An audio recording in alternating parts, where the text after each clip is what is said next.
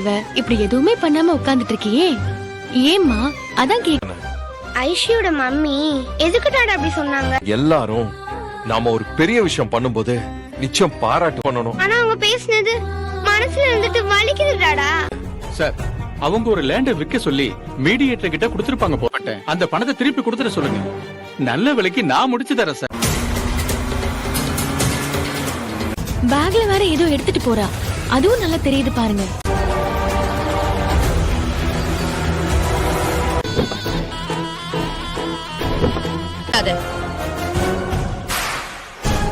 பாரு,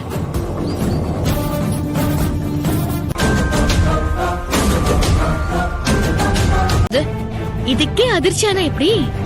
இன்னும் கடைசி வரைக்கும் பாரு. அப்படி வா வெடிக்க.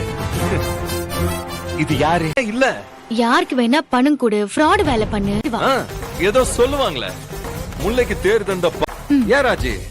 நான் தெரியாம தான் கேக்குறேன். இன்னைக்கு நீ பணம் கொடுத்த அந்த பையன் இருக்கால, அதான் அந்த முரளியோட ஃப்ரெண்ட். எத்தனை இறகு வேணுமோ அத்தனையும் நாம தான். நீ கமிஷனர் ஆபீஸ்லாம் போகாத. நானே உண்மையை